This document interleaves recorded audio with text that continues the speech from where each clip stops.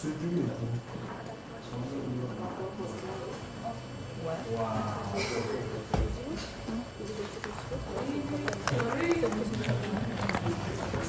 live David? Yeah. Live in 3, 2, 1, live.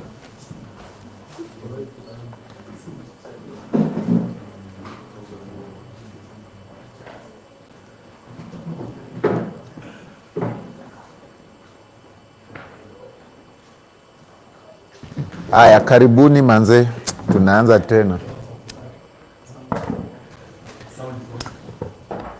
Aya, Masi Tura, happy, nasema mambo ichemke, yes, asante sana. Happy Clara Kai, yes.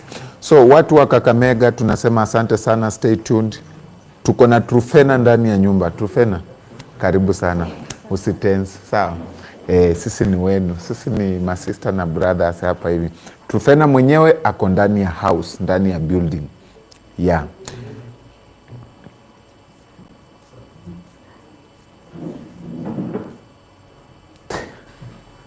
Brenda Chebete ati nimechoka kujifanya Truphena ni nini?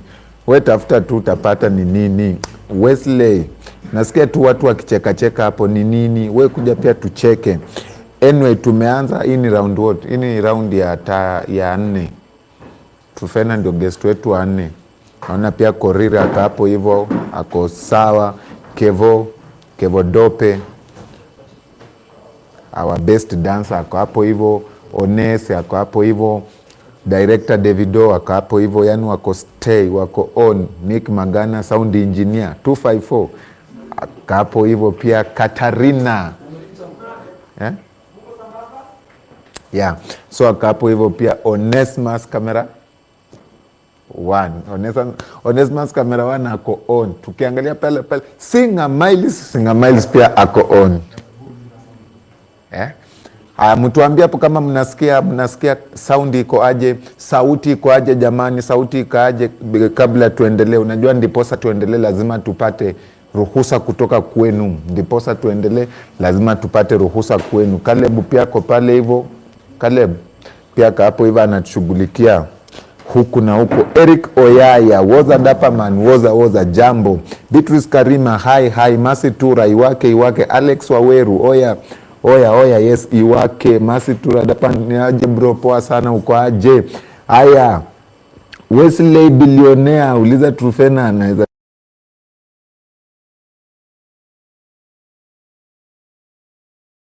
Yosio nini yangu.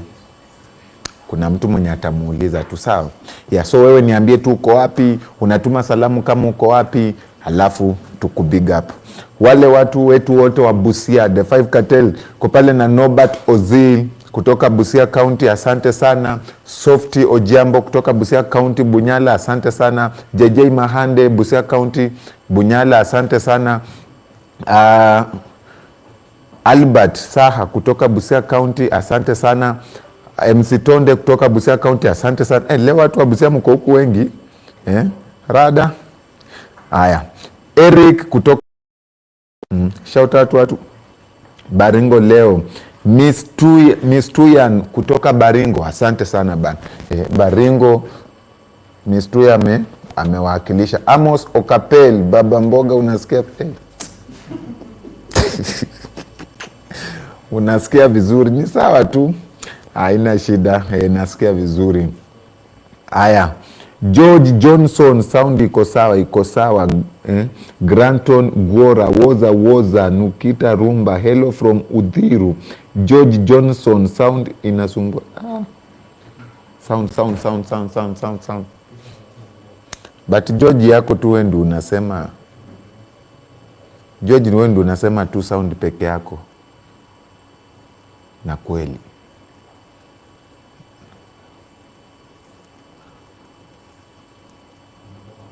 Check mic. Kwani simu imehang?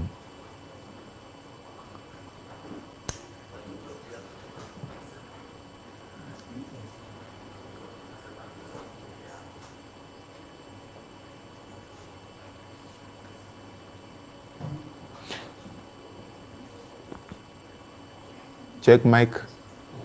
Iko sawa? Haya, anasema iko sawa. Tu ulikataa kuregesha watu wa Bunyala mkono. Mimi sina mkono ya mtu tafadhali. Niko na mikono yangu yote. Niko naye hapa miwili. Sasa mwenye akona analia niko na mkono yake, samahani. Samahani. Korir, mbona unahang Korir? Unahang. Korir yako sawa. Koti Faustia, asanteni sana, asanteni sana, asanteni sana. Saundi iko top ya. Manze tunacheki Truphena ameingia ndani ya nyumba. Back to back zipi, asante sana. Tunashukuru bana. Tuko na nyinyi hapa kuanzia ile masaa mpaka saa hii. Boiling point. Uko wapi leo jamani? Tukeshe tu na wewe. Kiharu tuned in, asante sana. Happy Clara anasema msitunyime sound tena. Hapana, ilikuwa tu itilafu wa mtambo, lakini kwa sasa mitambo iko sawa. Director Davido mwenyewe amekalia pale mitambo kwa umakini side. Korir, kuna inzi imeingia kwa light. Iko sawa, inachomeka. Muhengwa wanja live from Kingongo prison. Jamani, wewe ni askari prison? Umekazana na prison? Aya, Brenda Chebet watching live from Kericho. Watu wa Kericho, make sure mnatufikisia majani pia si tukunywe chai. Lilian Jalemba dapa rudisha mkono. Jamani, wanasema nilikataa kuregesha mkono. Mimi sasa sijui, elewa swali boss. Mkono tutaregesha tu. Mkono tutaregesha tu, mkono wa buriani ndio huo mkono wa buriani. Kenny sawa, iko tu sawa. Roni, Truphena salimia yeye. Truphena jambo. Sema nikupe salamu. Aya, nimempa salamu. Tata kusumbua mgeni. Mbona unasumbua mgeni? Wamesema tu na amechoka. Umeweka mgeni mpaka saa 7 usiku. Samahani. Umemwona samahani? Ndio nimesema. Nilikuwa nimesema. Samahani kusema samahani. Mara ya kwanza nimenini. Mara ya kwanza si nimeomba msamaha. Aje? Truphena amekuomba msamaha kweli? Ati Azima ameniomba. Si nimemuomba msamaha kwa kumchelewesha. Na hivyo ndio nimesema tu exactly. Tafadhali tuwie radi kwa kukukalisha. Hivyo tu ndio nilikuwa nimesema. Okay. Ama nirudie? No, iko sawa kama umesema. Poleni, kuna venye laptop ilianza kuupdate katikati ya episode yangu na mic check.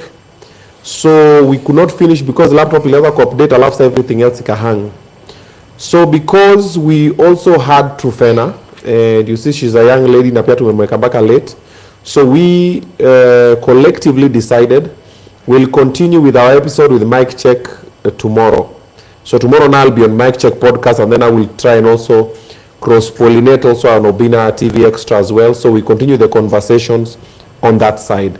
But poleni sana for that. What happened, it was not intentional. Then also pia, unajua mimi nikipatana na mic check tunaongeanga hata for 4 hours. So tukaweka sana mgeni wetu hapa. Na pia tumeweka sana Colo Blue. So tukifika katikati nitapigia Colo Blue pia nimwambie arudi. Alikuwa amekuja, nimeona ameenda, hakuna speed. Na kama anataka kutoa dance challenge nyingine, sasa ameenda kuanza training. Colo ako na speed sana. Umenipata? Nimekupata. Kwa sure. Siku hizi niko fast. Siku hizi pia uko na speed. Hapana, mimi niko tu engine ina load haraka yeye. Karibisha mgeni wetu. Haya, sawa sawa.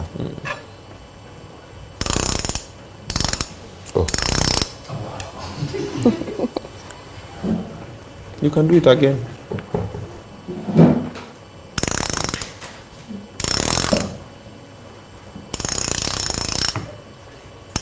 Hii machine ile mbao yako ilikuwa inanivunjia screen protector. Unaona hii alama hii ni ile mbao yako na hii pia.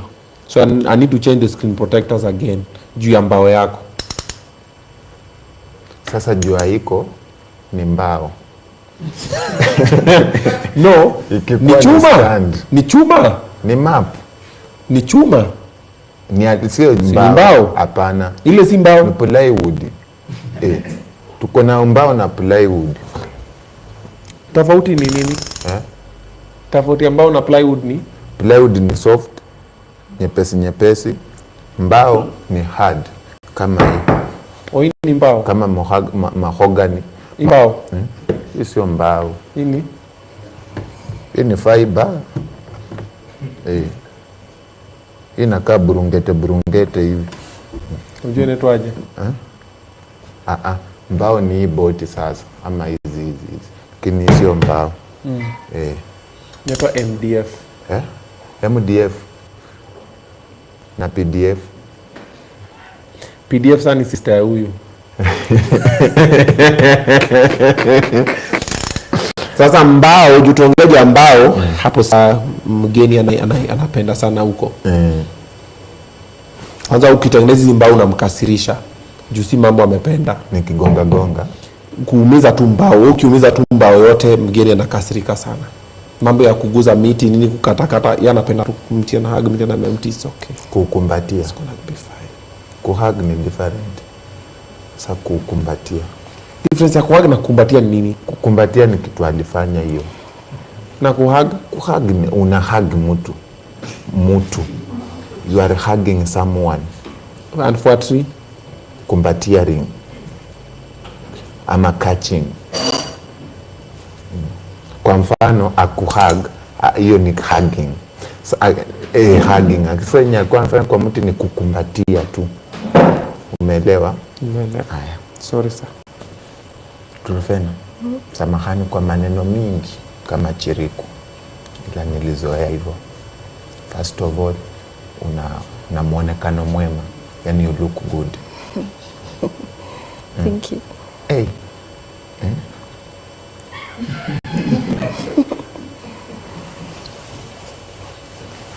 Wewe ni mtu wako na bibi.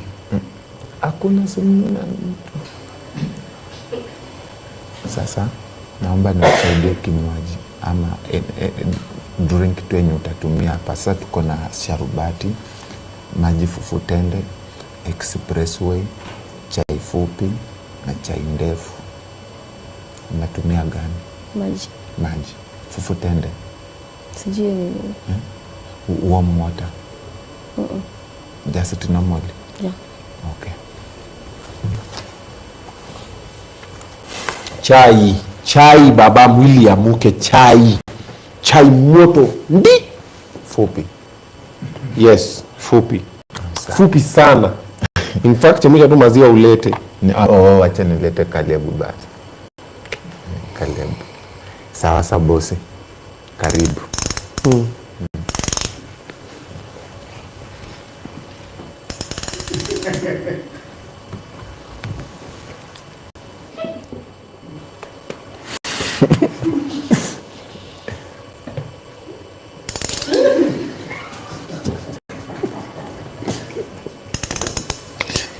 Hapo unaona. Iweka hapa.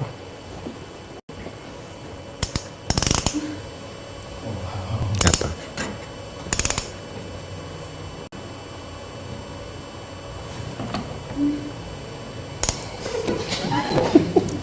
Usawi uko huku. Usawi uko huku.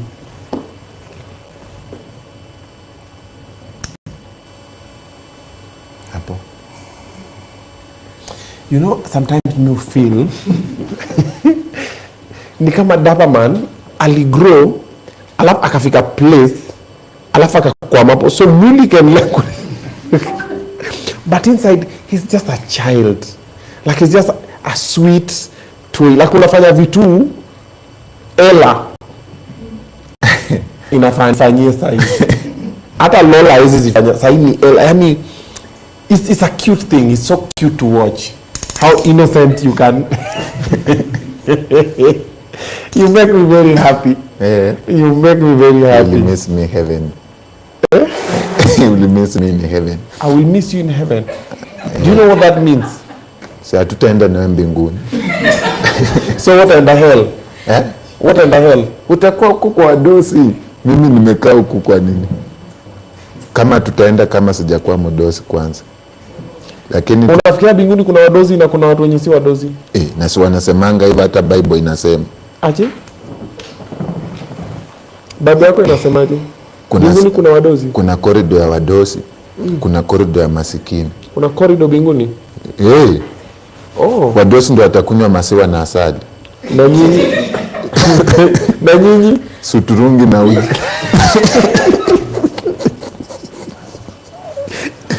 Na sasa mko mbinguni. Nafsa wadosi ndio wanaimbiwa na malaika.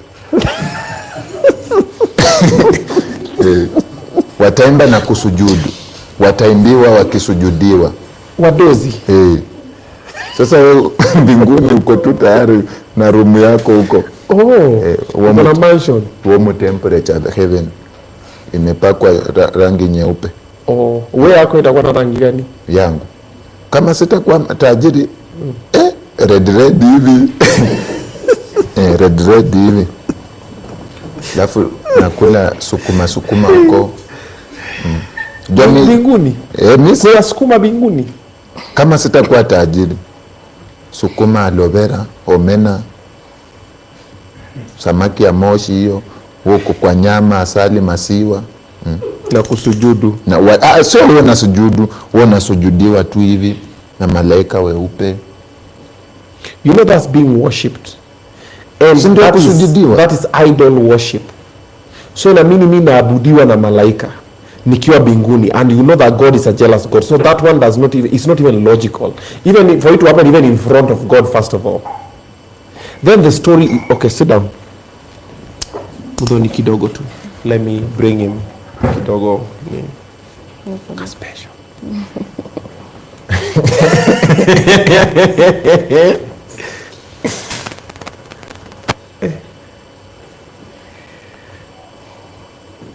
Anataka leo watu wa special wako wengi huku. So, the story is this. This is what Christians are told. When you die, your soul goes to heaven. So what your soul is going to do there, unapatia mwili mpya nini, and the story in the Bible is when people get to heaven, people will be it's a land flowing with milk and honey. Ni maziwa na asali. It's not a very nice concoction, but well. And all people will be doing there is singing praises to God. Worshipping and praising God. That's what people are going to be doing in heaven. Chati heaven mtakuwa mnaenda kuchill ati nimerelax naenda kuswim nini. No. Huko ni kuimba praises nini. Magidumia ni kweli? Huyu ashafika huko. Ameokoka for real. So that is what's okay.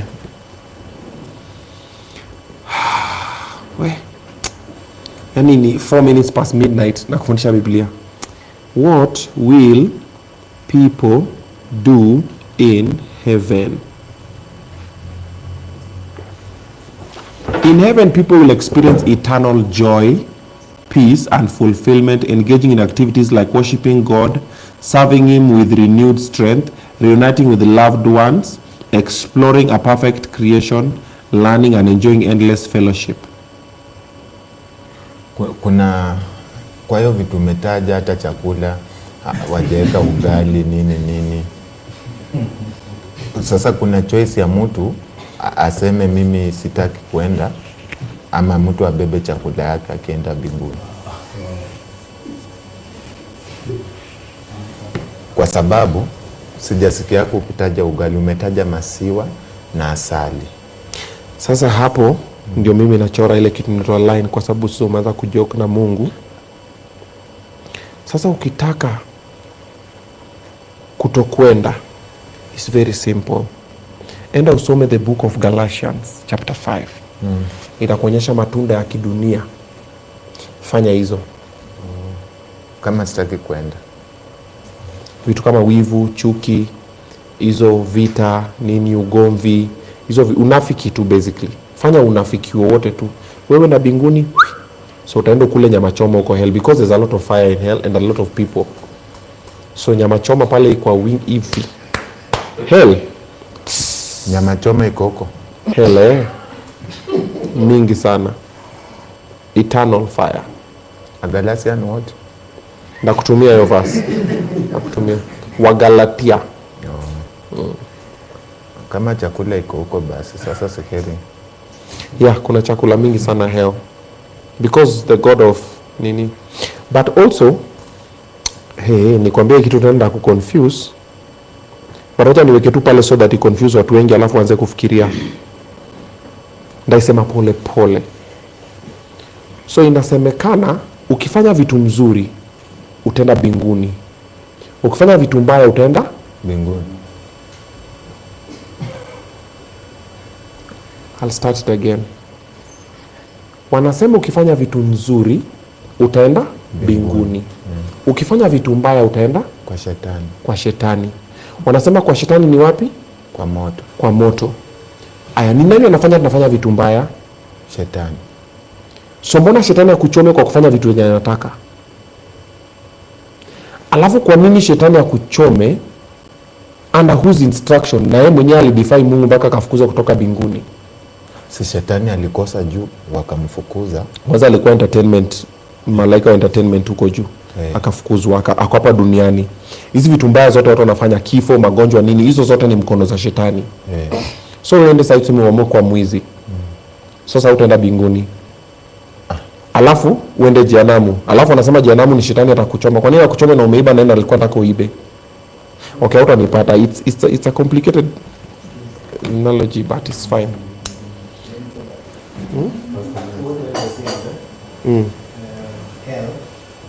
Hell is for the devil and his followers. So God is the one, actually right now God has hidden hell, for hell exists. Kuja hivi kidogo kwa sababu una microphone. Wacha huyu jamaa anini, tumeanza tu class hivi. Tuko kwa kanisa sasa hizi. Bwana asifiwe. Watu wako hapa wameshika mwami. Simama tu hapa karibu sema. Okay, so hell was made for the devil. Was made for the devil, and his fallen angels. And his fallen angels. Okay. Yes.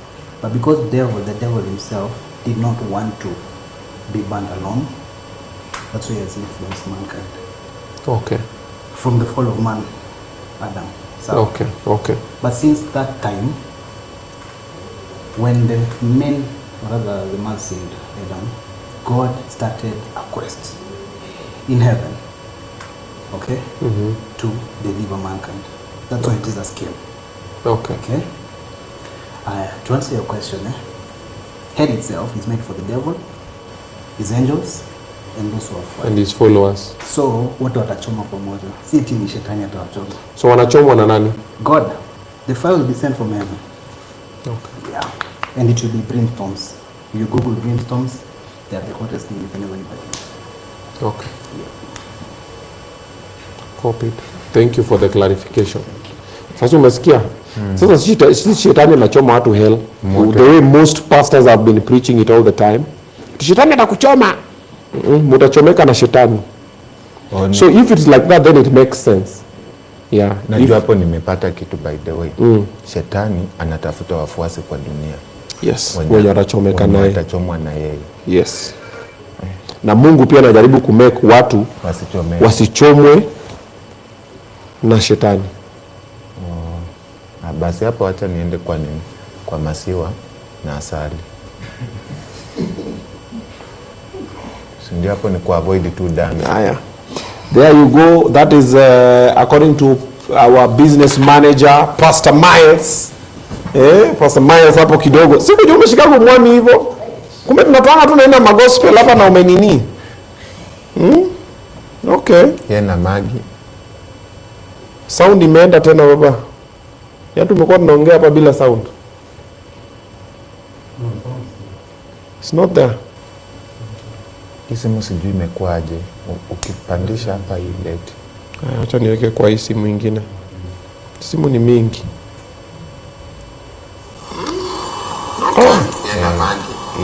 Interesting. Sound imeenda tena baba.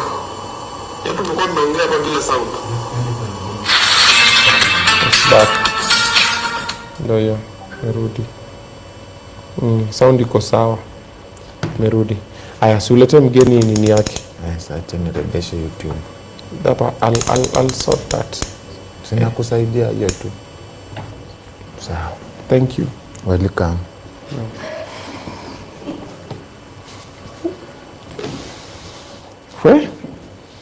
Davido pandisha.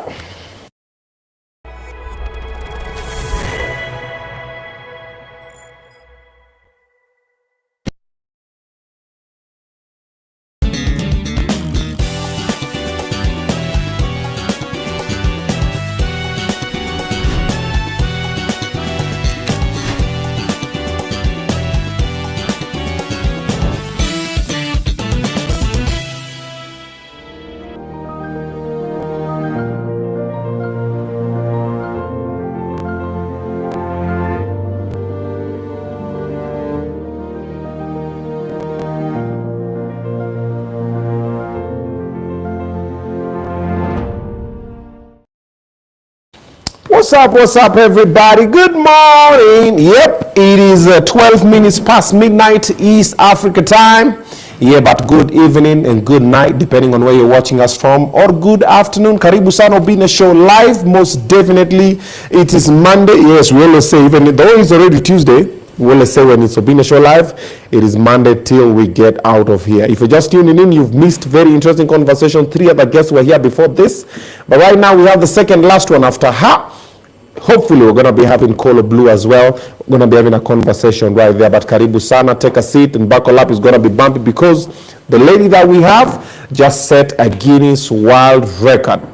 All right, on this platform, inspiration and motivation is our aim.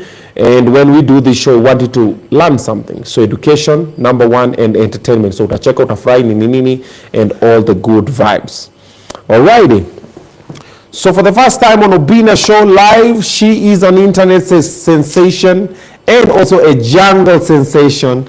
About a month ago, it's a month or so, right? Yeah, about a month ago, she did something that most people did not see coming. Wangari Maathai was pro trees, anasema lazima mpande miti, yeye akaenda akashika miti. Makofi tafadhali. Truphena Muthoni is in the building. Hello. Hey, hello. Uko aje? Niko poa. Uko fiti? Yeah. Akipole uwe ye.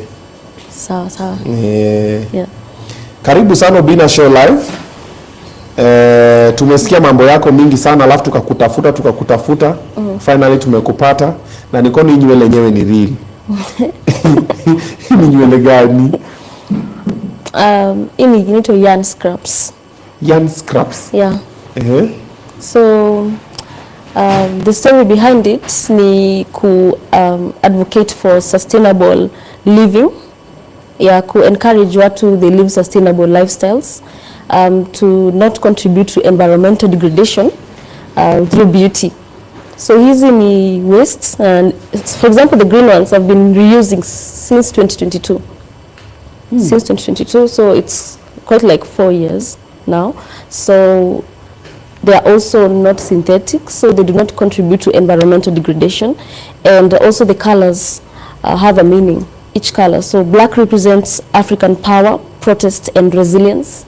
Blue is for water protectors and ocean defenders. Green is for reforestation, regeneration, and hope.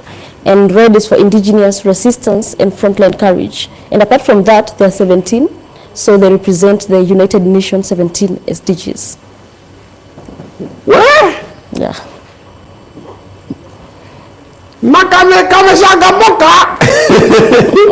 Oh wow. Yeah.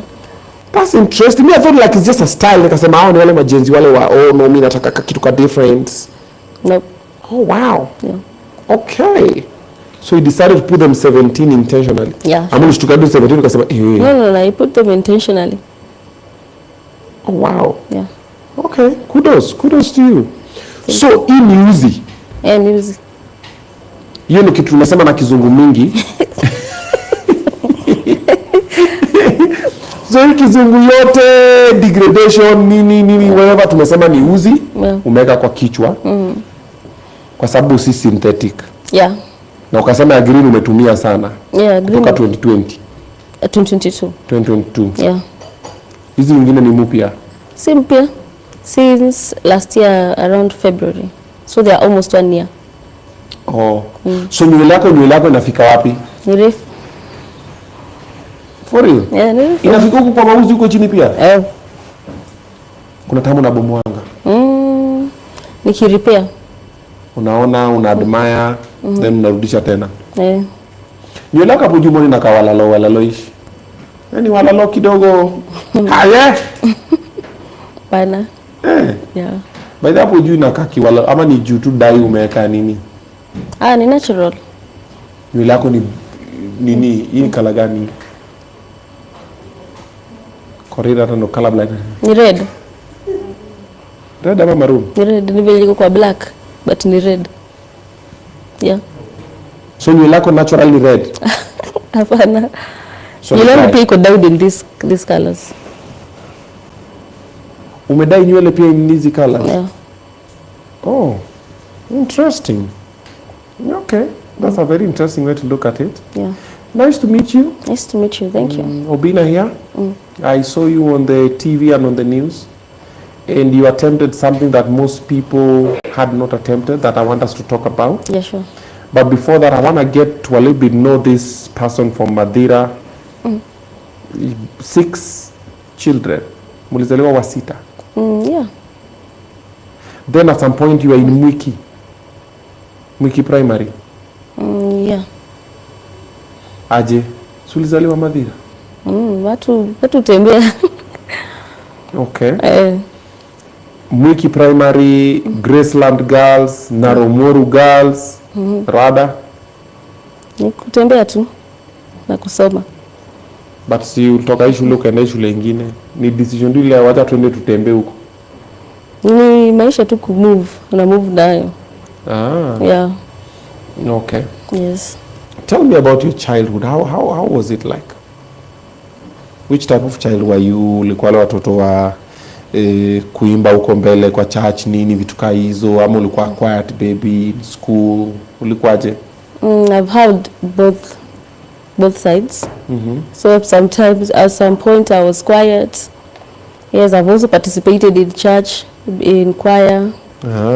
I've also been active in drama, music. So yeah, I've had both sides.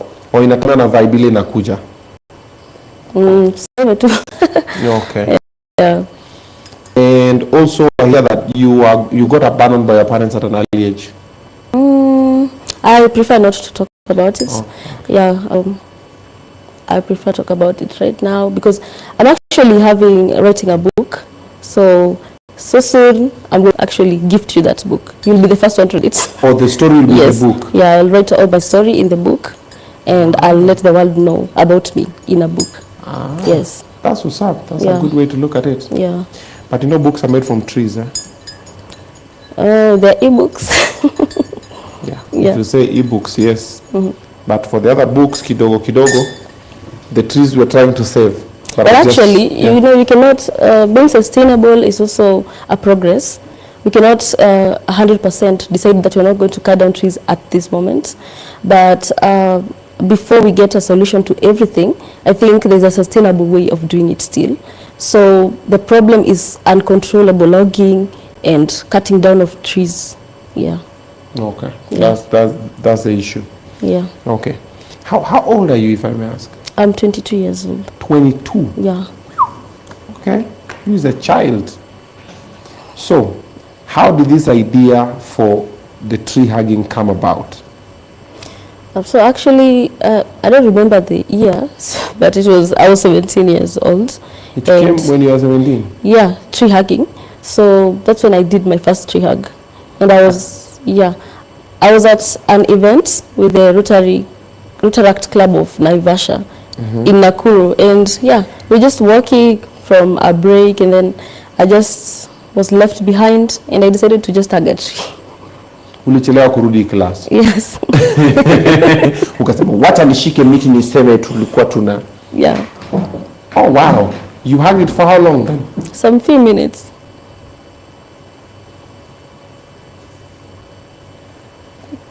Yes. And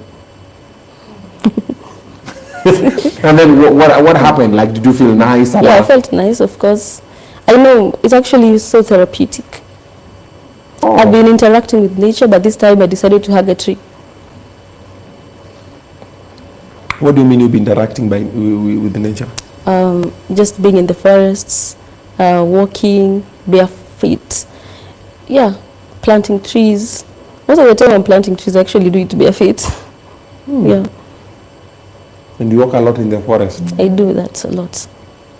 It's part of my preparation actually towards these endurance activities. Yeah. What do you mean endurance activities? Kwa unazifanya ngapi? Nafanya mingi. Si kwa tree tu? Pia kutembea. You also do a lot of walking? Yes. Like hiking, ama? Yeah, hiking and also just walking. Okay. Yeah. So at 17 you hugged a tree, then it hit you like boom, I can hug it longer. Ama when did the longer hugging nini come? So actually hugging a tree is therapeutic And when I decided to hug it longer was now last year, towards the beginning of last year. So I just wanted, because that time we had a lot of mental health crises being reported across the world. Yeah. And so I decided maybe it is the time to help people now, and the only way that this issue would gain the visibility it deserved was through breaking a Guinness World Record. Yeah. Okay. Take me through your planning for the tree hugging. How do you identify which tree? Then you're like, that tree. And then you're like, I'm going to come at this time. Then, nini. Maybe take me through the preparation. So preparing is mostly mental. It's actually very mental and sometimes not so much intense physical. But for my work, because I've done 2 Guinness World Record attempts, so they are different in how I prepared. But mostly it's usually just meditating, and I also create music, and just meditating, and now doing physical activities like walking. And for my first world record attempt, I walked for 42 kilometers. I did a lot of intense activities because also I was nervous. It was my first time. I was really nervous. But for the second time, I was a bit relaxed and confident, so I didn't do so much intense physical activities. I was just relaxed, so I did music, some meditation, and also a lot of water intake to help the kidneys during those 3 days that I was not doing, like taking in food or water. But for the first time, I actually didn't take a lot of water because I thought to be able to stay for 48 hours without water, I needed to stop taking water to practice, but that was wrong actually. It was a mistake that I corrected in my second attempt. So that's why it was easier for me to even take longer without too much strain. Okay. Yes. So for the second one, you drank enough water? A lot of water. Yeah. So how did you identify the tree? Well, usually, most of the time, it's the volume. The? Volume, like, I just identify a tree depending on the strategic positioning first. Okay. Yes, and also the type of a tree. But for this time, it was strategic position. Yeah. Because this world record attempt was supposed to happen in Brazil. So the tree I had chosen was an indigenous tree that was directly connected to the theme of the attempt and also the theme of COP30, where I was supposed to take the activity. So it was a very huge tree that is 300 years old, called Sama Oma. But now because the attempt took place in Kenya, took a different tree because there's no Sama Oma here in Kenya. Okay. Yes.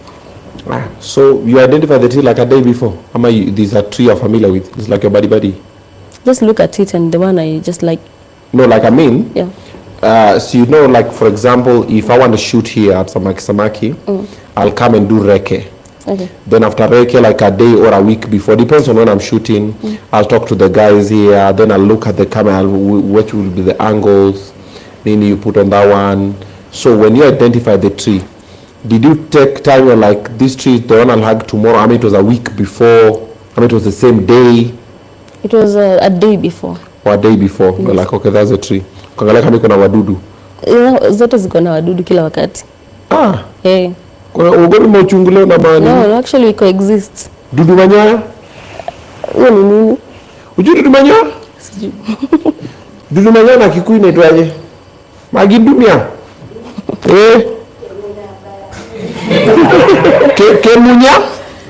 Kemunya bara. Ujui kemunya bara? Hiyo najua haikukuwa. But uogopi? Hapana. Okay, mauchunguleo? Uogopi na coexist. Aya.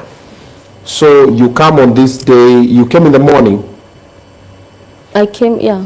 Did you have to give people notice that you'll be there, or you just pulled up? I just pulled up. Camera? Oh, right. There has to be a camera that is running non-stop for it to be a Guinness World Record attempt. Hey. Yes, if there is no camera, that is not a Guinness, unless you're just doing a challenge. Unless you can do what you want, but if it is a Guinness World Record, then it has to be running on camera non-stop with a time stamp. So uli nini aje camera? Ukatoa wapi cameraman? Watu wa Nyeri Muhoro News Hub, they were there to do that. Who's that? Nyeri Muhoro News Hub. Yeah. Naongea nao. Yes. Kwambia I want this camera for this time. Yes. Kujeni na power ile sort tunaidunga tu kwa moto. Stima isiishe kama za Davido. Yeah. Za Davido unajua hata hatujarana hata 12 hours. Computer imehang mpaka imezima mic check podcast katikati. Huyu hawezi fanya na mi challenge ya Guinness World Record by the way. Huyu ananiangusha. I will just fail because of the videography and the sound. Kama ndaba bana wacha katikati ende kukula. Okay. So got over there, you're ready. In the morning, what did you have for breakfast? That day? No, I didn't take anything. For the day you're going for the challenge? No, I didn't take anything. Had you spoken to the guys for Guinness World Record and it is told a them? requirement. You have to do that, and then it takes like 4 to 5 months to get approved. Oh, wow. Yeah. So this thing started 4 to 5 months ago? Yeah. So this is amuka kesho nifanya tu Guinness challenge? No. We can't. Na mwenye nilikuwa nimepanga niko like namuka tu siku moja tu vizuri tu. We can do that. Unaweza amka siku moja after umeapply ukaapproviwa, itakuwa rahisi. Unaweza amka sasa alafu ufanye. Okay. So that I'm approved, you told you do this, do that. Yes. So kapanga kila kitu, everything is ready, good to go. Yeah. Did they send someone to come and verify? Not really. Okay. Usually there's so many options. Now they can send someone. So if I would go to Brazil, they will send someone. But for this Nyeri, it was too late for those arrangements. So that's why you have they have requirements like a non-stop continuous video. That is how they approve if you have done it. So it's a continuous video. It must be live. You see, I was live all through.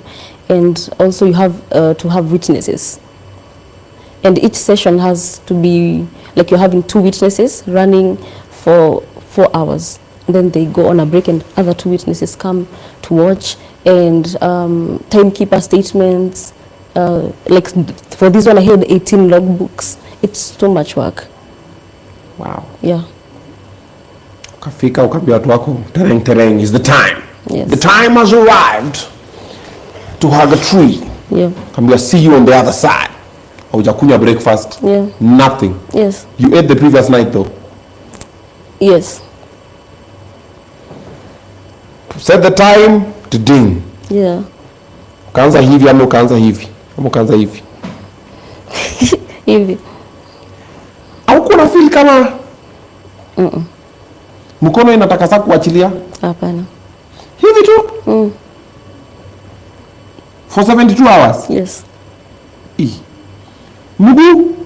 Sikuchoka. For this record, sikuchoka hata kidogo. I had practiced I had also 2 mini hugs.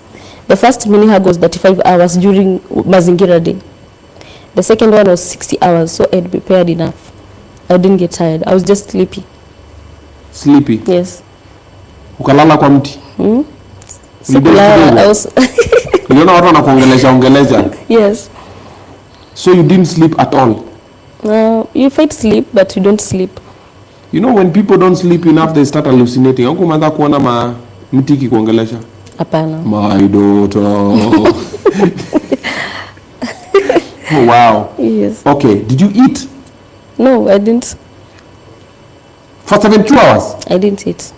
Au kukula chochote? No. It was live. Truphena. It was live. Truphena. That's why it was live. This is a safe space. No. It was live. Maji? No.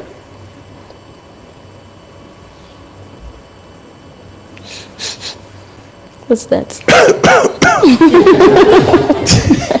Jeshi.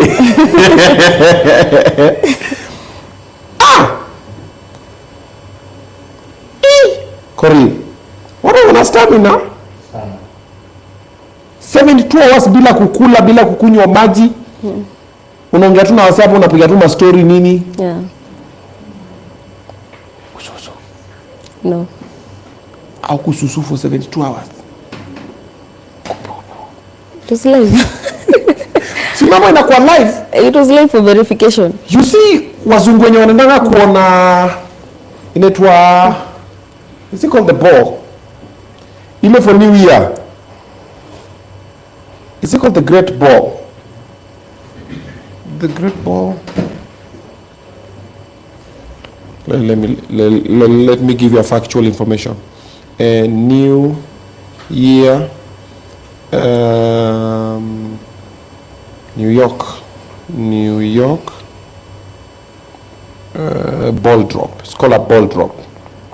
So this thing, let me show you a picture. Maybe you know about it. So kuna haka kakitu. So just here, you can just peruse through the couple of pictures that are there. So normally in New York, when it's New Year, they do something called a ball drop. There's this big round ball that wakisha count 3, 2, 1 ina dropping chini, nini makonfeti zinakuwa zinalipuliwa, nini fireworks, watu wanarusha mavitu and everything. And New Yorkers go there to watch it. Okay? Yeah. And they sacrifice a lot because wanatakanga waende. Yes, this is a very nice picture of it. Wow. That's a unaona kweli? Clear? So they go there to look at this ball drop, but this year there was no ball drop, and there was a lot of conspiracy around it. Story for another day. But so when they go there to watch it, because wanafika mapema nani watu wengi, so wanafika mpaka barrier. So hawezi toka because ukitoka mtu mwingine amechukua place yako. So wanavanga diapers. Na kwambia New Yorkers wanawachilia wa diapers. Watu wazima tu. Because you can't leave for the washroom and everything. So kusimama tu hapo. And they come even as early as in the morning. Some people even come a day before. So they get a space. Some even people come even days before. So they wait until that moment for that thing. So that's why I'm asking you, only hapa 72 hours uli ukasimama tu hivyo. Yeah. What is the most interesting thing that you remember of this day when you were doing the trialing? What someone told you, or something that happened to you that was that was really, something interesting, something weird? I think there was so much. What I think the most interesting thing was, there's actually a day in the night where a lot of like street kids came, and there was so much packed, and they were singing for me. So that's the most interesting thing, the part of the kids? Yeah. Came and started singing? Yes. Wimbo gani? Mugithi. Oh, street kids wa Nyeri. Yes. Oh. Wakaanza kupiga samido. That was really amazing because you see that time, if you don't want to sleep, you need people to, talk to you. Yeah, sing with you. Okay. Who was that one person that you remember that really stood by you through the 72 hours? Probably someone that you kept on seeing. Well, hey, Baduko. I'd say Mutahikahiga, HE. Yeah. Yeah, the governor really was there. Governor alikuwa ameshinda hapo kana mti? Yes, he was actually coming even in the night. He's one of the witnesses. Kwani governor wenyu hana nini ya ku control huko nini? Nini? Si mashughuli. Hiyo pia ni shughuli. Alikuja mara ngapi? Alikuwa anakuja after 12 hours. 12 hours anaenda nimefika time ya kwenda kuona my daughter narudi. Yeah, actually he's a witness. He's a witness. He signed a statement. So for a witness, usually you have to keep coming. Yes. Okay. Aya, umefanya hii shughuli, you've been on the tree for a while. Nini, you're going to finish your record. Ukaanza kufeel niongeze hiyo time ama yulinda ulikuwa let me just get it over with. Well, sikuwa nasikia kuacha. Lakini pia the goal of 72, so utafika 72 was okay. Au kuongeza hata 2 minutes? Oh, yeah, actually 2 minutes. Ilikuwa 72 2 minutes. Yes. No, okay. Lucky guess. Very interesting. Yeah. Kawachilia muti. What next? Leta chakula. Hapana. Actually I didn't eat that whole day. Umewacha muti na bado unatembea? Yeah. Hautafuti food? Where did you go first? I went to Nyeri Golf Club too. Yes. Nyeri Golf Club. Accommodation, yeah. Kufanya nini? Kutulia tu. Very interesting. Yeah. So me relax Nyeri Golf Club, hata uitishika kitu sema mazee kajaka amenipiga. Haukwenda kutafuta kitanda ulale? Hapana. Nilitulia kidogo, kulikuwa na Nyeri Youth Summit. Kwa hivyo hapa, that was the next stop. Tree hugging for 72 hours. Yes. Nyeri Golf Club, ukatulia kidogo, ukaenda Youth Summit. Yeah.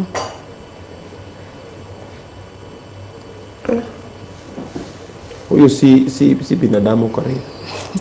Ni moja wao. Tree. Nature ndio hii. Mimi unajua nikitoka hapa saa hizi nikimaliza hii, unajua naenda wapi? Otanda direct. Inafika hivi kidogo, natoa koti, hata siwezi weka kwa hanga saa hizi. Natoa koti nini, naweka hapo teke nini, nikiingia hivi kwa shawa nikirudi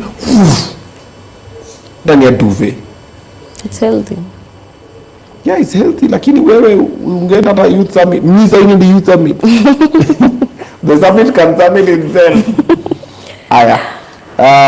This happened and a lot of congratulations started coming through from people. Which one did you value most and which one did you expect and never got?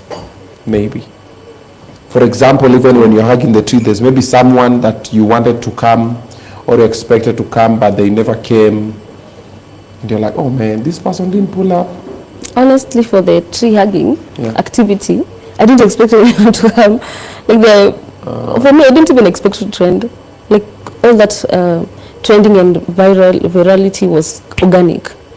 Okay. It was really organic, especially because I was doing it in Nyeri. It was not in my mind. So I was just there to do the tree hugging challenge. So everyone who came actually valued their time and their appearance, because I didn't invite anyone. Okay. And the fact that actually people traveled from different places to come to Nyeri and witness and be part of the journey, that was really amazing. So I have no complaints. So all of it was okay. Yeah. Toughest moment? Wow, oh my God. I was just feeling sleepy. So yeah, so nilisahau hata nilinyeshewa. That was the toughest actually. Oh my God. Although I had practiced for it. You practiced for I was rained on at a garden estate when I was practicing. I even have a video. Garden estate? Nilikuwa nimepractice hapo kunyeshewa. Una practice aje kunyeshewa? Unanyeshewa. Shower things. Si uko na shower kwa nyumba, si unaweka maji baridi. Actually nilifanya practice nikinyeshewa. Na nikanyeshewa tu na mvua nyingine. Hata kama ilikuwa kubwa kama hiyo ya Nyeri. Mvua ilinyesha proper ya Nyeri? Very proper. Au kufunikwa na manini? Aburera? Nilifunikwa tu, but unajua hata mti ilikuwa na maji yake tu. Nilifunikwa, ilikuwa mina mitigate, but bado mvua. The first day it rained twice, like for 2 days. The first day nilienjoy. Sikufunikwa na kitu, but the second day it was extreme. So I had to have some covering. Okay. Yeah. So when this is happening, what goes through your mind? Usually the focus is on what is happening at that time, because that's part of my exercise, my practice is to focus, and by meditating I train my mind to focus on what is happening at that. And that's why I'm able to keep awake. That's why I'm able to even do interviews even if I'm on an endurance activity, through focus. Yes. So what is happening in my mind is just what is happening around. Okay. Yeah. So you figure out a way to align your thoughts into one. and the body. Oh. Yeah. Unafanyanga hizo mavizo mayoga hizo? Hizo. Si yoga but unaongea na mimi mind yangu huku kama limoja. Mimi nimejaribu. Lakini nakanga hivi nasikia Arsenal bure kabisa. Niko na wewe focus. Chelsea wakwende. Focus. Yeah, it requires a lot of training. Wanasema sound ni mbaya. Davido, amuoni hizi comments ama why But why am I the one I have to keep on reading these things and coming back to you guys and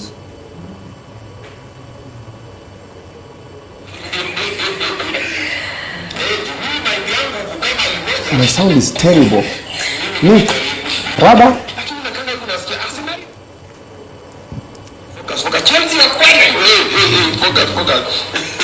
Yeah?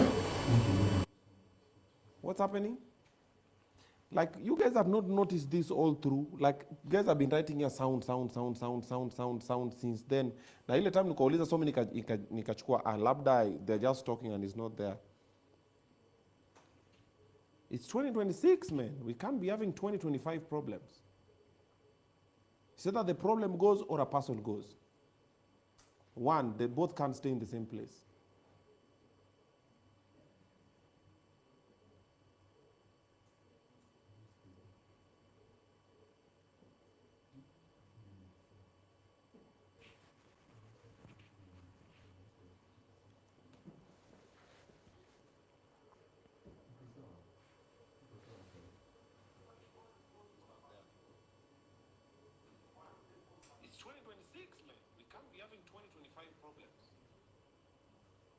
The problem goes or a person goes. One, they both can't stay in the same place. Now it's good, but there was a problem and we have to talk so that it is sorted. Let's not do this, man. We can do better than this. Tunaongea mambo serious hapa bana na nyinyi mna mess na sound. Mara mnoti zimeharibika.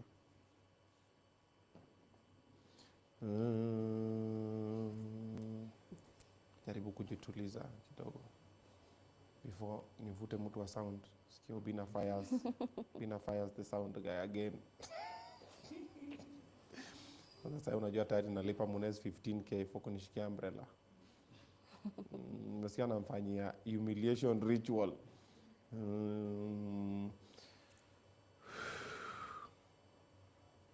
Okay. Where were we? Now, you're doing this, you have the focus, laser focus, you're doing this. What is the end goal? Are you going to hug more trees? Are we going to expect to see hug more trees? Are you going to start hugging different things? Are you going to do different challenges? What? Because now everybody's hugging trees. You've seen, eh? Yeah, I've seen that. Yeah, everybody's hugging trees. What's the difference between your tree hugging and theirs? There's no difference because we are doing for a cause. And okay. I've watched and everyone is doing for a very good cause, which is very important. And it was part of my goal actually, and I've been mentioning it in interviews and to anyone who has been asking me about it, that actually my vision was so funny because I was thinking maybe we can adopt embracing trees as a form of peaceful and silent protests. Because I was thinking that we have a lot of too much negativity in this world, you know? And sometimes it breaks my heart when I see people maybe sometimes dying on the street, you know. So I was thinking maybe tree hugging would be a game changer. Because when we hug trees, it is just a form of care and love. And when we use love to communicate our issues, and you see, like tree hugging is peaceful and it bypasses our defenses. Okay. No one is complaining that you're maybe saying bad words or whatever. So it goes directly into our human part. And everyone has that human part. So that was my thinking, and I think people are doing great. That is perfect.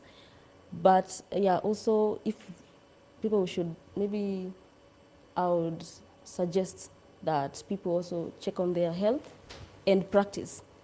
Once there's practice, I mean, that is good. Okay. Yeah. So the protest part for hugging trees as a protest can be good and bad. Because where are the trees? Mostly in the jungle. If we are protesting, say kama sa ile finance bill, tumeenda kuagma miti, watakuwa zile, wameenda ku... Let's proceed with whatever we are doing, nini.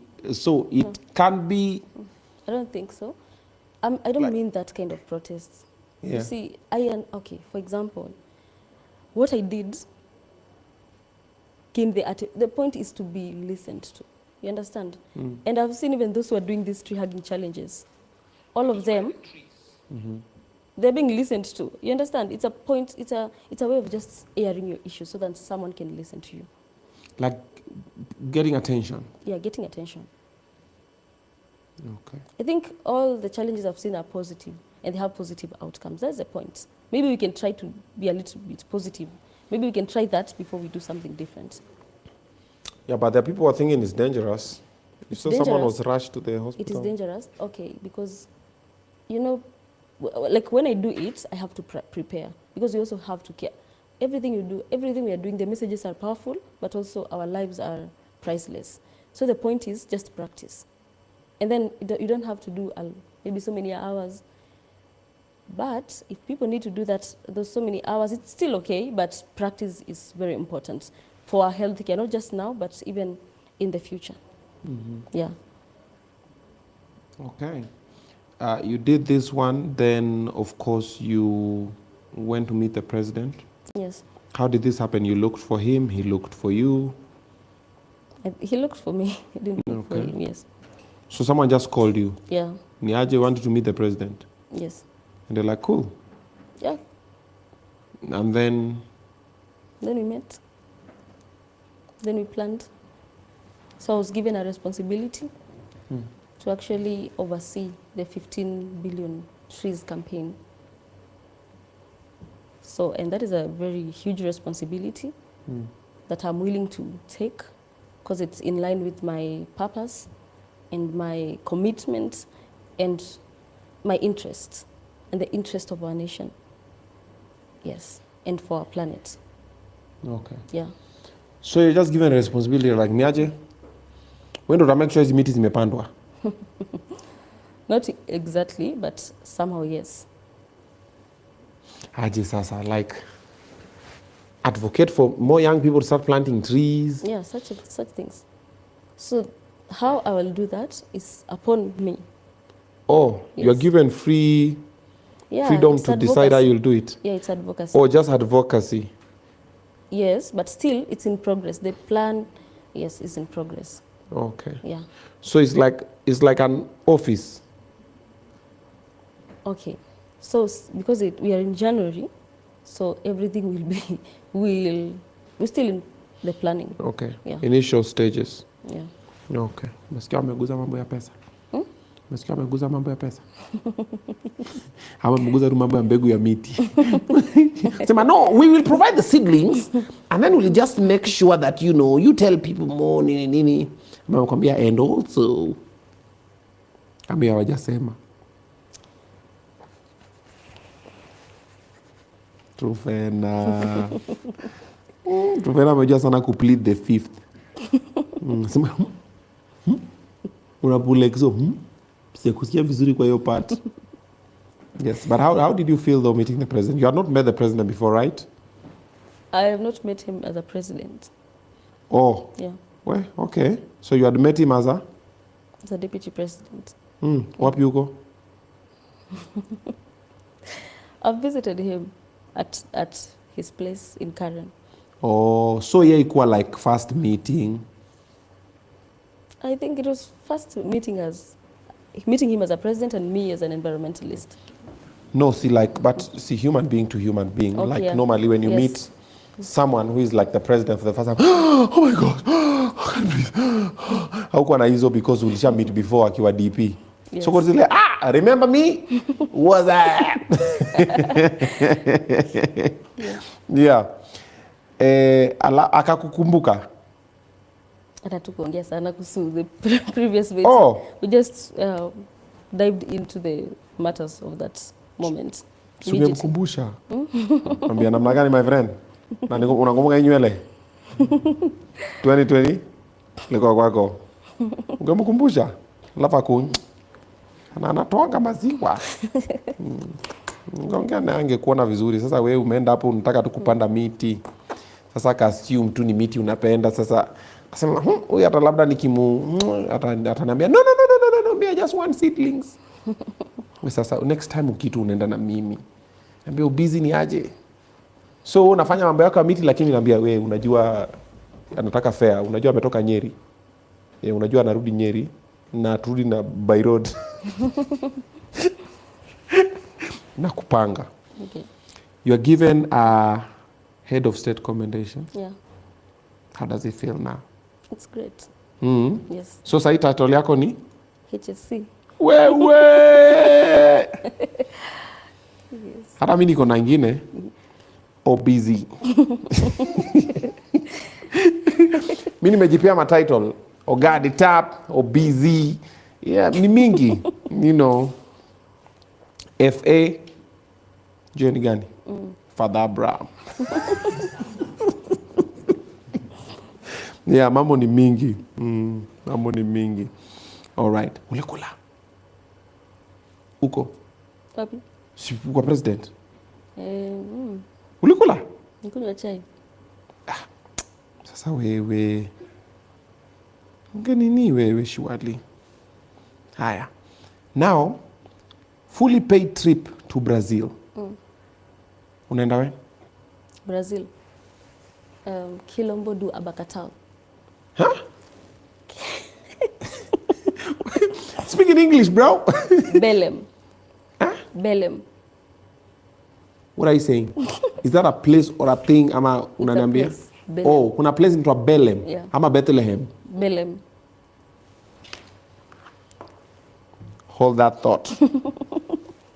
Book class is in session. Ebu ni learn. Kuna place inaitwa Belém. Belém. Si tumejua tu Bethlehem. Oh, sasa nimekupata. Si ungesema tu, si ungesema the whole thing. Sasa unasema okay. Sasa nimekupata vizuri sana. But si ilishafanyika. COP30 si ilishafanyika. Ilishafanyika. But bado unaenda huku Belém. Okay.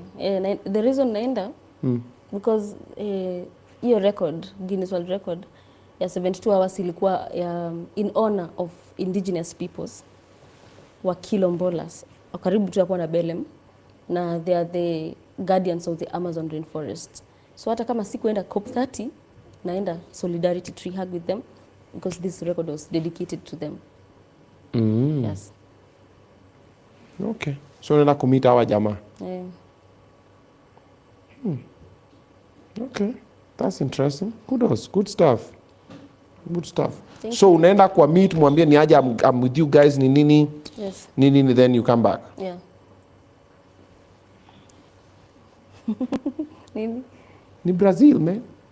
Rio de Janeiro, baby. I like to move it. I like to move it.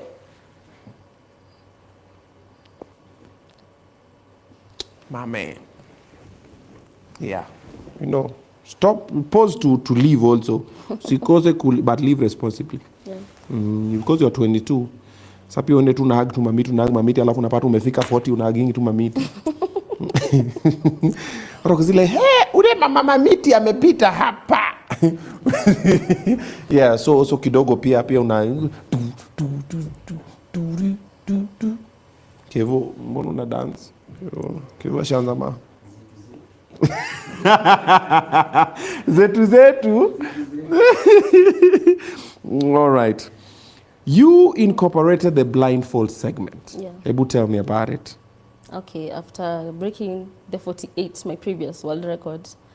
So when I got to the 48th mark, I blindfolded to honor just honor people living with disabilities and their vulnerability to climate injustices. Yes. So ulifunga for how long? A few minutes. I don't know how many. Yeah. Interesting. So ita ulikuwa umefunga macho. Ulikuwa unaona ukimaliza? Zetu. Na guys ni saa 7. Ni saa 7 asubuhi, but I'm on fire. Kwanza hebu pigeni nani mumuuliza anarudi saa ngapi? Hebu pigia kolo umuulize kama anarudi ama arudi ndio tujue kama anaenda kuruka na niongee ama ningoje before niambie mwili. Unajua mtu akienda kumaliza like for example your challenge, ulikuwa ushaanza kuambia mwili 1 more hour. Yeah. Then 30 minutes. So mwili alafu sasa unaweza kuambia no there's 1 more day. Uko zile akili ilikuwa imesha set. So Kolo Blue akisema anakuja ndari adjust mwili sema 1 more. But akisema kuja nasema onget.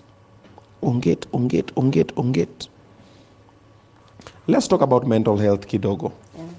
So we lose a lot of young people because of mental health related situations. Yes. We have a lot of young people committing suicide. We have a lot of young people getting into drug abuse and substance abuse because of mental health. Msasa mazee, mi msiani understand mazee, mi na go through vitu zangu mazee, so mi nikiwasha kingwai mazee, no mi naanza kufeel mazee. Why are we losing a lot of young people to mental health? What are we not doing right? You as a 22-year-old, ongeleza sisi wazee, ni nini hatufanyi correct? Juzi tunaangalia tuko zile, ai, ni nini wewe? Hata mchapu kwa shule, si tulikuwa navunjwa, si tulikuwa napigwa world war. That mnasema ati vitu mnapitia nini, you're like, you guys are weak. But you guys are like, no, mnataka tu grow venye mlikuwa nini. Where did we lose it? What are we missing?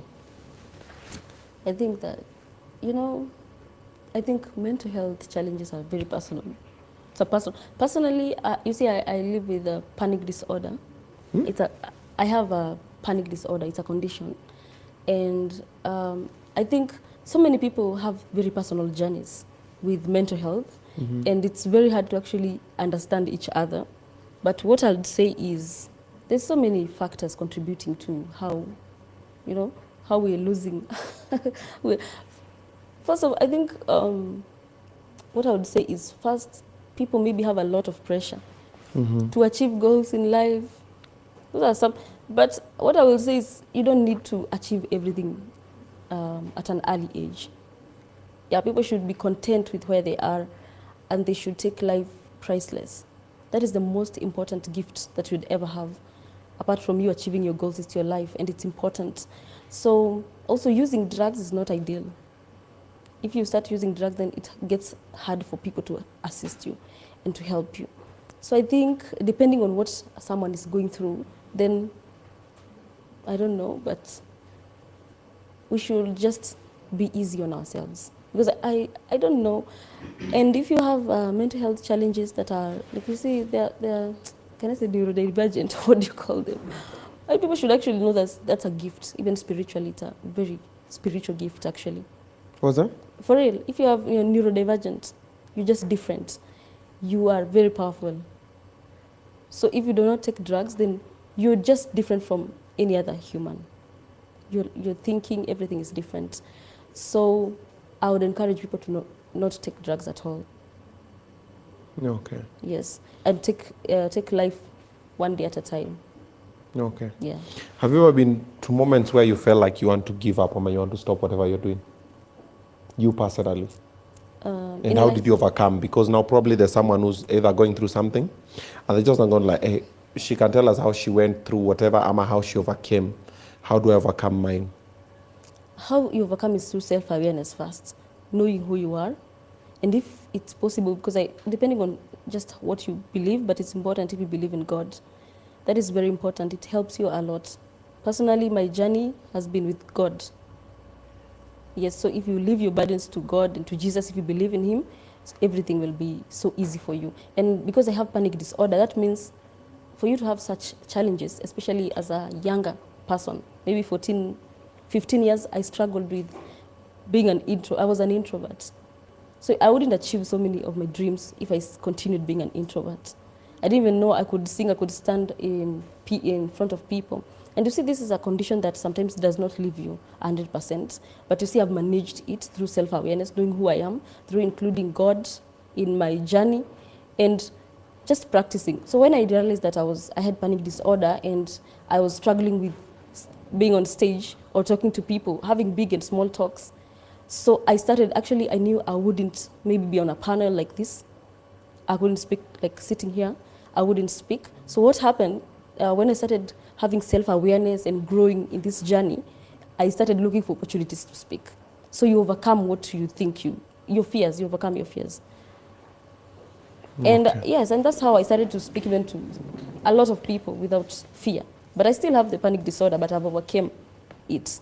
Even if panic disorder is you panic? Yeah, you get panic attacks. And there's no reason for that. Munaita panic disorder? Yeah. Sikupanic ni kupanic too. It can be a disorder and it can be medical if it persists.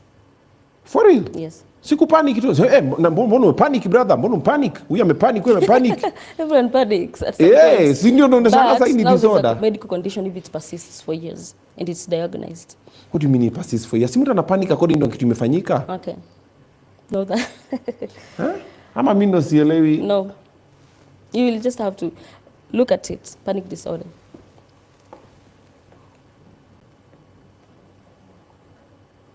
Leo tunajifunza vitu huku. Panic disorder.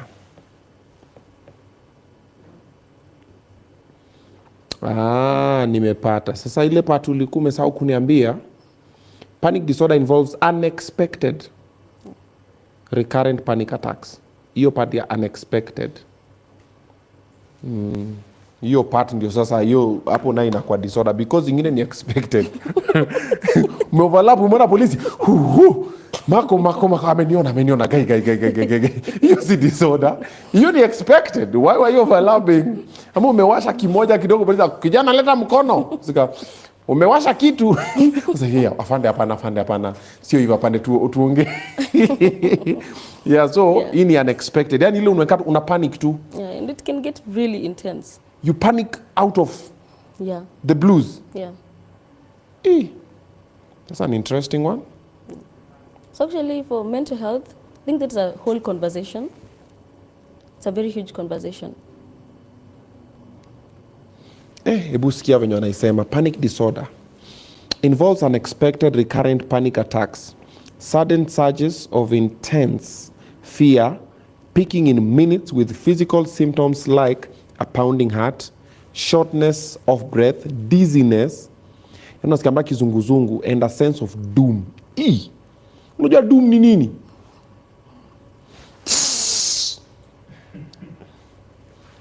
Like doom is like ile mwisho yani unajua isa ni mwisho yani like the end of the world, like leading to persistent worry and behavioral changes like avoiding places where attacks occurred, significantly interrupting daily life and functioning.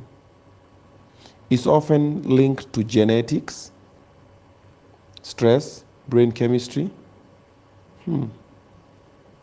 Wow. Na vitu mingi sana tunasurvivingi na hatujuangi hata nini. Tunasurvivingi vitu mingi sana na we don't know. Msana anaamka tu kila siku tu. Unajua kuna mtu akona panic disorder huko tu. Kuna ndugu amechetu kwa Kenya hivi. Sorry guys, I'm trying to lighten the mood kidogo. Yeah, and many other disorders. Yeah. By the way, unajua kuna disorder mingi sana. Kuna disorder ya kukula. Si ya dopamine. Ya dopamine si disorder. Ebu, wacha niwaambie inaitwaje na science. Eating disorder. Eating disorder.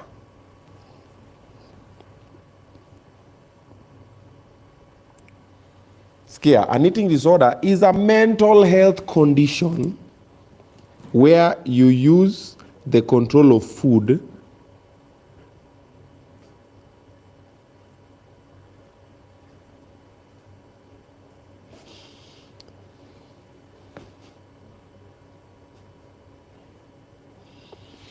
guys.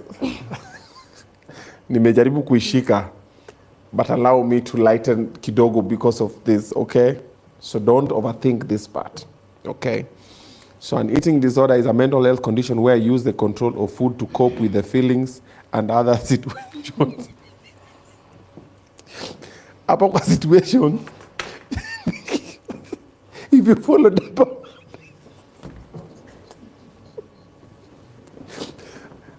everything is the situation.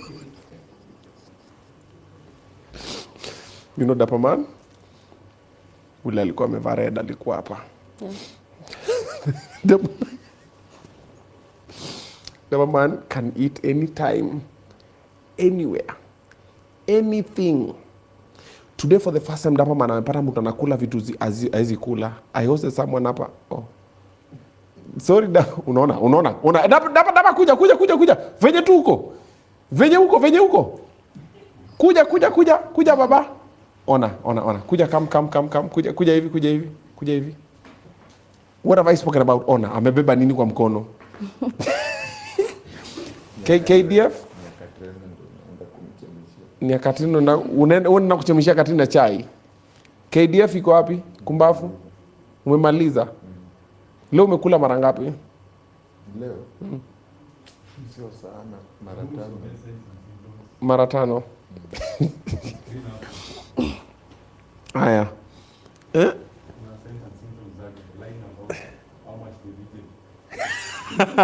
Sikia, signs and symptoms of eating disorder.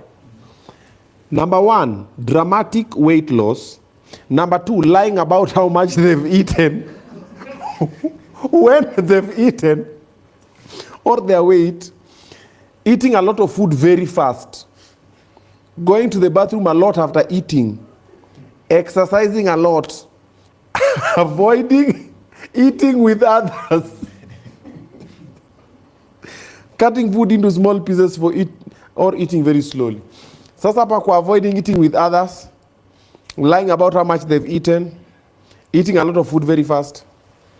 So anyway, I continue. So I just brought this in to say we need to be grateful about our lives. So every day when you get up and you leave your house and you are able to function more or less 80% normally, you need to be grateful because you have a lot of people who are going through situations that they might not even understand, and you might think they wamependa hivyo, and it just happens. Like we have people who have very serious anxiety attacks as well. Yeah, I think it's the same as yours. Some of those just anxious too. Mpaka natetemeka. We have people who are very nervous. We have people who are extremely shy. They can't stand in front of people. We have people who can't eat. We have people who can't sleep. They're just insomniacs. Yani ameenda hospitali amefanya hata meze dawa gani hawezi tu lala tu vizuri. Akilala sana ni kitu 10, 20, maybe 30 minutes. So we have a lot of things. So you being that you had this situation and you found a way to deal with it, I hear you dealt with it through nature. Yeah. You found a way through nature. How did you do that? Just being in nature. Kutembea tu kwa msituni. Yeah, it's therapeutic for everyone. And this, you know, there's also a spiritual proof. You see, when God created us, He put us in the Garden of Eden. You understand? Okay. Because that is just already a statement that we can only coexist with nature. We cannot separate ourselves from nature. We are part of the family. But because of development, especially urban development, we are staying away from nature. And that's why we're having so much trouble. But the healing is in nature. Yes. Are you a vegetarian? No. Nakula kuku. Nimekuona gombali. Nikasema huyu na kuku. Kidogo uniambie, yes, you know me, I just believe in. Yeah, so what you're saying is okay, and it also makes a lot of sense. And I do believe, by the way, that people need to connect more with nature. We really do. Yes. It involves the ones for walking barefoot, you know, sometimes dancing, jumping in the rain. Yeah, like unaona tu mvua umetoka mbio nini, sometimes basking in the sun. There's a video I did 2-3 weeks ago where I was playing golf and I just lay down on the grass and I looked up and I was like, wow, okay, when was the last time I did this? Like it just hit me. And I posted it and I told people, Ebu take a minute, Ebu just lay down and because I just felt different. And I spoke about it. And I've also had the story about the trees. A couple of times I've always had a lot of things about trees and nature. We even spoke someone, I think we did in Zabe a while ago, about some guy who was talking to the trees. And he was believing that trees do talk. Do you believe that? I do believe, and they have feelings. Actually, they are living 100%. They listen. Trees talk? Yes. And they also listen. And they have feelings. If you're too much connected to nature, you will even feel when you go where there are trees, if they are sad. Yes. So ukikata mti inasikia uchungu? Not necessarily feeling that kind of physical pain, but it responds. Yeah. Okay. Yeah, so I've heard of such, and I've also seen videos hapa kule I've just never really been keen on it, but it's something that is worth investigating or experiencing. And also when I go walking in Karura sometimes with the kids, I feel some type of peace. And even now I feel it a lot when I'm golfing. That's why I do it a lot in the trees, because golf is trees, greens, and you just walk there for 4 or 5 hours. Less phone calls, Nini, you just feel rejuvenated. So it's a good thing. So guys, you need to... Actually, the whole, even water is alive. You can just, on your own time, just go and Google about how water, because water listens even to music and it changes the flow. Yeah, you can sing and the water changes the flow. Yeah. I read something about it today, actually. For real? There's a teacher who took his students and told them to, you guys can Google this thing, I read it today morning, and he told them to get water, I think 2 different portions, like in maybe a glass, or I don't remember exactly the exact words, and then in one water they would talk positive things and affirmations to water. You know, you're beautiful, you're loved, oh my God, nini, nini, all of things. And to the other water, they'll talk about a lot of curse words, nini, anger, nini, gombanisha, and everything. And then after a period of time, I think they brought them back and they did a test and found that the water that they were talking positive things was, there's a way it was, and the other water, there's a way it appeared. I don't remember exactly, but I read it today morning. But it's those things you just read, you're like, Jabba. Then you get into other things. Yeah. So it is true, I agree with you to some extent. And that is why I'm pro positivity. Yeah. I'm always telling people around me, negativity. Me, I like positive vibes. Positive vibes. I want to talk positivity to me and to other people. I want to get up and say I'm a champion, man, I'm a winner. When I'm showering, I'm just in the shower, I'm like, yo, man, if there's a song that I like, I'll play it in the morning. I'm like, yo, today I'm going to go get it. And whatever, and it happens. Yes. Okay? I don't know if I should give you this brief story. Today morning, I'll summarize it really quickly. I needed something. I'll not say what exactly because it will complicate the whole thing. I needed something, but somehow I had money to buy one. And I came to work and I spoke to the guy and I ordered one and it was brought here. And somehow in my head, I know, even now I'm saying I need 5 of them. Okay, and it's something that doesn't come cheap. So I was just like, man, I don't know where it's going to come, but I'm going to get these other ones. And I came and I started doing Obinna Show live and the other things I'm doing. And from somewhere, I just got money that I had not planned. And I'm like, wait a minute. And I called the guy, I'm like, aya, suniongeze moja. And the other one came and we saw it, then it was taken to the house. And then in this process, I'm telling the guys, you send me another one. In the next 5 minutes, some other money came from somewhere else. And I called them, no, ambia mzee boda azilete mbili. And it came. So whatever I needed that I'd planned today for 1, but I was envisioning 5, I've gotten 3 already. So it's just remaining 2. But how did I attract that positivity? I didn't go like, oh man, unajua sina hii do ya nini? Sikuwa nayo, but nilikuwa na do ya moja. Nikasema, I'll just get this one part. But I was just in that vibe. And I've always told people about this thing on my platforms. And so it works for me. I don't know. Does it work for you? It works. That's why I'm able to do 72 hours. They tell you it was more about, actually staying away from negative energy. All that mental practice is about positivity. It's about attracting positive energy. Yes, that's what I call mental exercise. Yeah. There you go. So as we are summing this up, before you go to what next for you, there are people who are watching here, young people, old people, everybody. Waongeleshe jamani. Tell them about one, meditation, tell them about what keeps you going, tell them about how to also conquer their fears and their worries. People have a lot of fears and it limits what our potential. I'm like, what if? Ongea nao tafadhali. Okay, so I would love to say that everything is possible, but also we need to take it easy on ourselves, and also we don't compare our lives to any other person's lives. Our things happen at the right time when God says it is the right time. My right time might be 22, yours might be 26, other person's time is in 19 years. So let's just do what we are supposed to do at this moment. Just identify yourself, your purpose, and just walk into it, and you're going to find your blessings. Yes, and I'm also able to do that through identifying myself and walking into my purpose. Yes, and also walking with God. It is very important to walk with God because He has your destiny. So whatever you're working towards is what God has already seen, and He's able to guide you if you accept Him. Yes. Okay. Yeah. What next for you? More records, partnerships? What are you working on at the moment? What's the plan? Yeah, of course, partnerships to achieve the goals, Okay. and mass actions. If I have to do another record, then it will be mass action. Yes. You'll see it so soon. And also, I need to say something because I know I'm also online active. So I'm not on X. I've never been on X.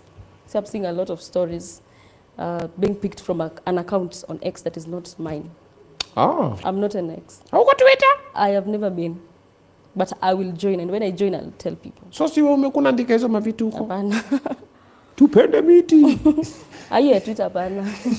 Language yangu iko Facebook, Instagram, TikTok, and LinkedIn. We, Omera, wewe na TikTok, wewe na Twitter ya wenyewe wewe. Satan.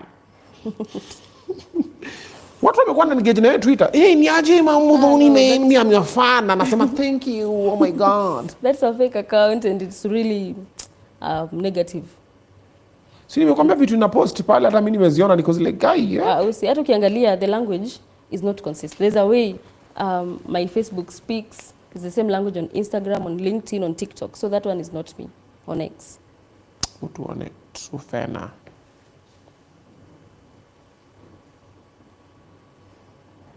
Muthoni. Anajira tu Truphena Muthoni. A young, passionate, talented. See this one? I have no account on X. But there's not this one. There's another one that has Kuna a lot ingine? of following there. Yes. Amekuja na akakwa star tu hivyo teketeke na akatake over watu wako tu hivyo. Na wewe unangoja nini before you join nini? Sikia captions. Yoga is the dance of every cell with the music of every breath that creates inner serenity and harmony. Not that one. There's another account. Sounds like HSC. something. HSC? Okay. HSC. Truphena. Wameweka Truphena na F. Davido hujaipata una kwanga very chap chap na hizi vitu.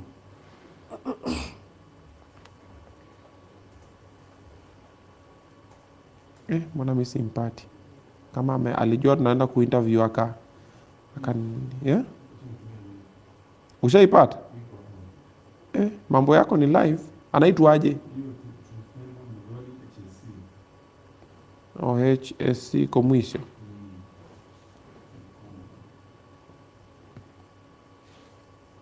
Ai. Butu ma link juu. Sasa kama mi naitafuna na sipati. So which ones are your original page? So TikTok unajitaje? Truphena. Okay. Well played. Well played. Well played. Well played. Mwana nilikuDM na hata ukuona. TikTok. Ilikuwa Instagram. KuDM alafu kuna namba mmeweka hapo, Miles akanitumia tukaipiga ni mteja. Huyu. Uzi wewe? Si mimi. David weka hiyo page hapo kwa nini? Guys, report that page. Usi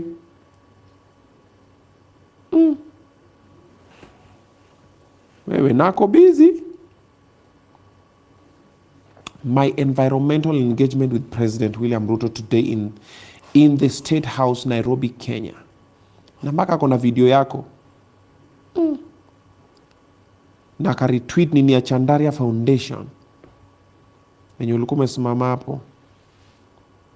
Today meeting with CEO Daniel Juma at Global Peace Kenya Foundation and Mr. Vincent Rapando HSC from Manu Chandaria. Nako informed. Alafu akaweka Peter Karuma na kaandika madness.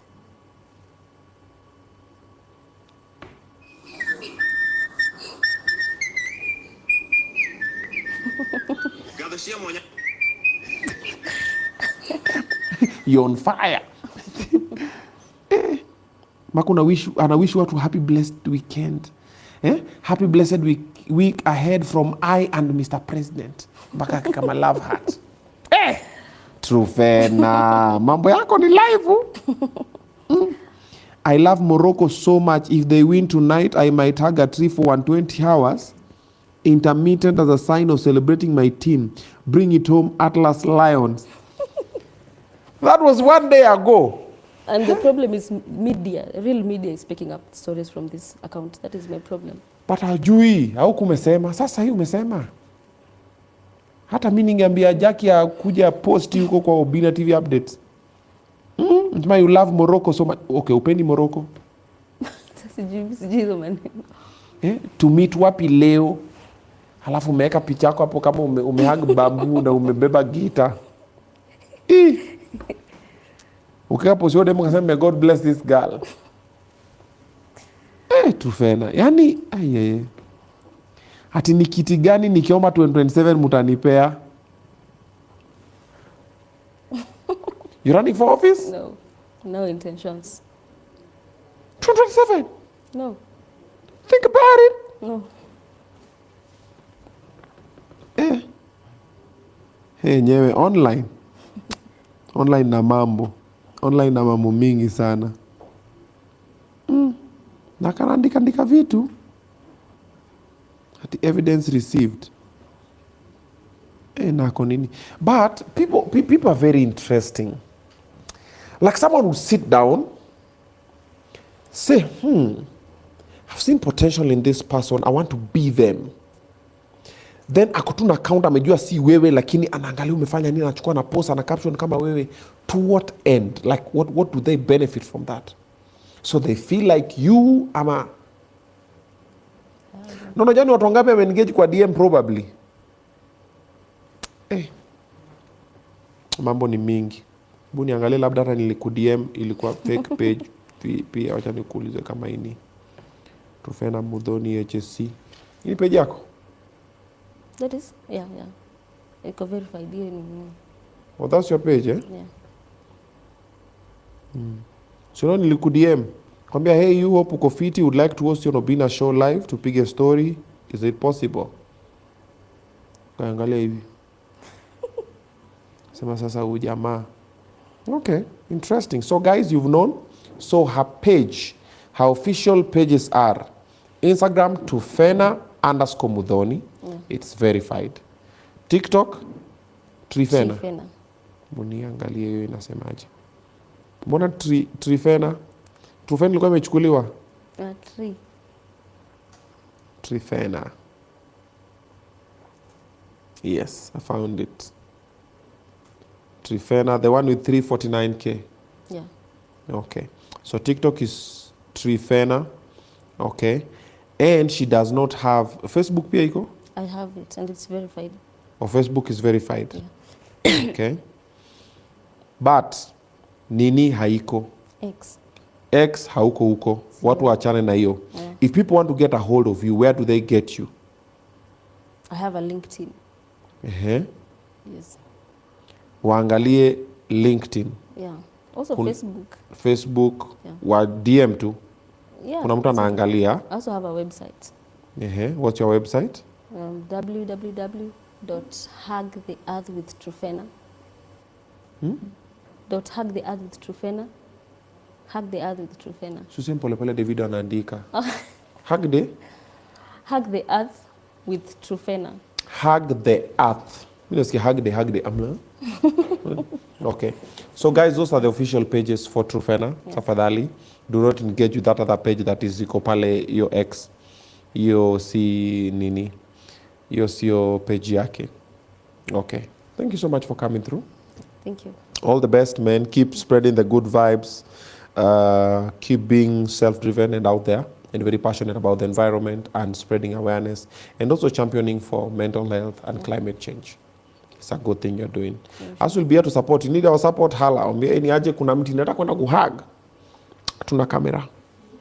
Nambia sewe chiki. Inafaa kamera run for 1 week, lakini Davido nataka kuangusha, but well, ndatuma Korea. Yeah. Asante. Yeah? Thank you. All right, but thank you. Yeah. All right. Anything you want to say? Anything you might have forgotten? No. Uko sawa. Yeah. All right. So thank you so much for watching. This is what I want to leave you with. Hyso Properties have A1 properties now. There's very prime land that is in Nakuru, and I want you to come and be my neighbor. It's in Tumaini, 10 minutes away from the CBD. Very flexible payment plans. So check that out. But I'm gonna see you guys on Wednesday on Riba, and on Friday Pop the Balloon, and of course on the other platforms as well as the Obinnas and many others. Good night. God bless you, and thank you so much for watching today and staying with us until now. We do not take this for granted. Wacha mimi niende Onget direct. And then tomorrow I'll see you guys at Mic Check Podcast. But my brother would like you to see what we have here. Upper Kwanjoro Interchange is a wonderful piece of land called Tumaini Estate. We are next to Tumaini Hotel. Yes. We have a very beautiful river frontage. Yeah. Only 5 minutes drive from Everready. Yes. And you know what? Here, because we are only about 4 minutes from the institute, this land is ideal to do hostels. This land is ideal to settle. True. This land is ideal for farming, and it has a beautiful view of Lake Nakuru, which we can see from our land. And this is wonderful. We're only selling at 899,000, and this can only be Hyso Properties, a culture of trust. Come and own a piece of Tumaini Gardens, Nakuru City.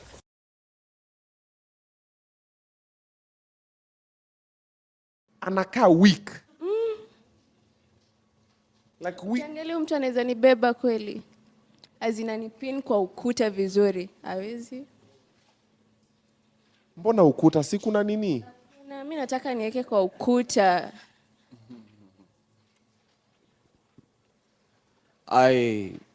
It's okay. For you look weak, it's okay. I hate this mediocrity of women judging men according to how they can perform in bed, whether they can carry them or not. Secondly, I love a woman who can speak good English, because I don't want my children to be raised by a mongoloid. You understand me? Yeah. Thank you.